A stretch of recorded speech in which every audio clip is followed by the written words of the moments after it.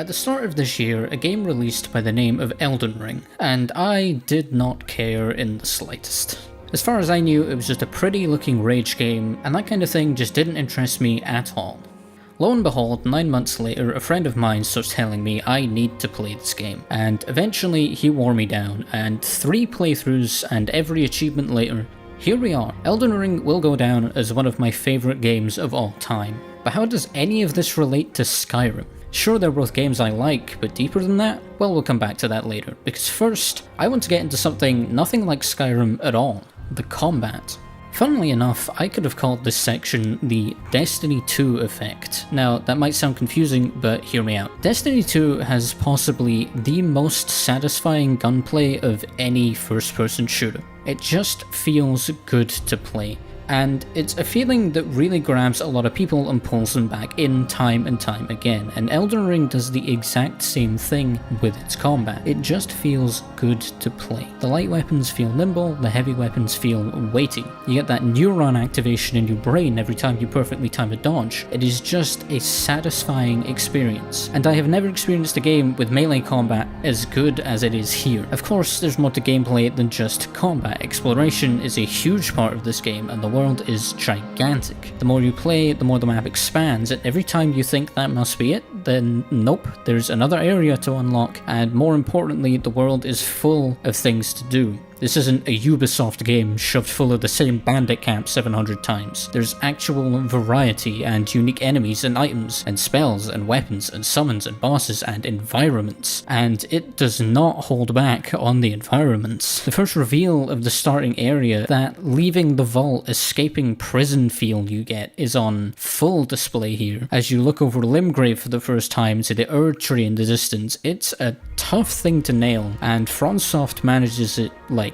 6 or 7 times in the same game. Seeing Lindell for the first time absolutely blew me away, and almost every time you get one of these reveals, you can see your end goal from the area where you start. It is incredible level design that FromSoft just seems to be absolutely unbeaten on. The scale of this game and the environments and the bosses is insane, and speaking of the bosses, holy shit are they cool. Except for these 2 fuckers.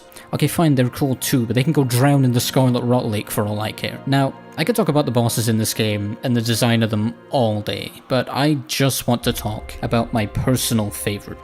And I'll shove another spoiler warning here for good measure, because he is a major one, but it is Malekith the Blackblade. He is an absolute nightmare to fight, but I love him. His design, his lore, the build up to it, the cutscene, it is just so insanely cool. He's the only boss that on subsequent runs still intimidates me, despite the fact I've beaten him first try multiple times. He's just that cool. And of course, part of that is his voice. The voice acting in this game is just all around incredible. The music for me isn't quite as memorable, but when it does hit, it is like Will Smith at the Oscars. It's incredible. Name a game with a better main menu track, I do. But that's just unfair.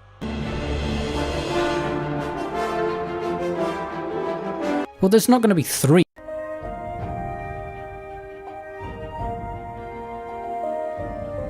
Okay, fine, but it's not like there's another game that blows the entire track out of the water, right? No? Okay, good. Now You never see it come back.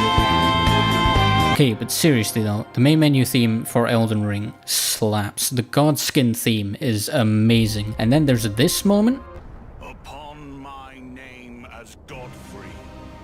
Gives me chills every time. But now we get into the meat.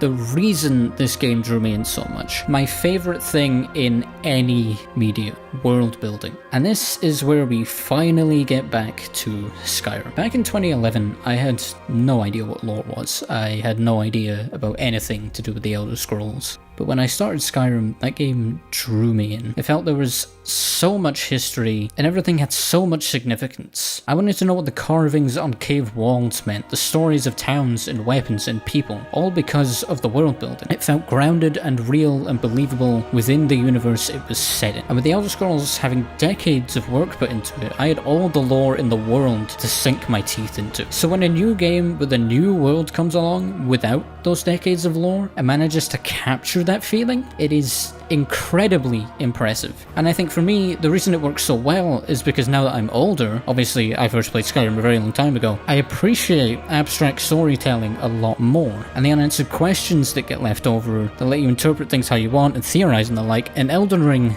through everything I've discussed, the music, the gameplay, the bosses, the items, the environments, the storytelling, it gives you just enough to feel satisfying and understand what's happening, while still letting you discover new things and discover that there are questions that simply can't be answered. And of course, with having multiple endings with different interpretations of what they could mean, it leaves so much to the player's imagination while still telling a coherent story. And it makes such an incredible world and such an incredible experience. But let's take a tangible example from each game. Alduin from Skyrim, and of course Malekith from Elden Ring. Alduin on the surface is very simple. Bad dragon wants to eat the world, and realistically, that's all you need to know. But then you dig deeper and you start thinking, does he really want to eat the world? Is he really Akatosh? Does Akatosh want to kill him? There's so much to delve into there that there are still YouTube channels to this day talking about these things. And then you have Malekith, his entire existence is a mystery to the player at first. He's the second phase of the Beast Cleric you met like 40 hours ago,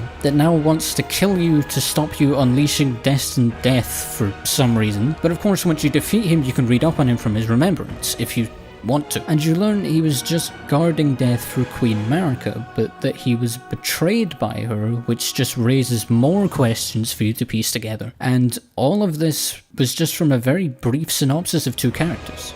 There's an entire world just like that you get to play through and explore, and I love that. In short, both Skyrim and Elden Ring are games that drew me in through having an incredible world to find out about. A world that the games give you a taste of, but you know there is more to. Whether that's the grand history of the Elder Scrolls or the abstract mysteries of the lands between, I was drawn in and captivated by the world building these games are so adept at. Elden Ring is a game I never expected to play. It is a game I never expected to like, and yet it is one of the best games I have ever played, and I urge anyone who may be in the same boat as I was to go and try it out. I haven't even mentioned the build crafting, the magic, the weapon variety, the state changes, how much of a good boy Torrent is, and just so much more. And yes, I will be playing the other FromSoft games in time, but for right now, I'm simply happy that I gave this incredible game a chance.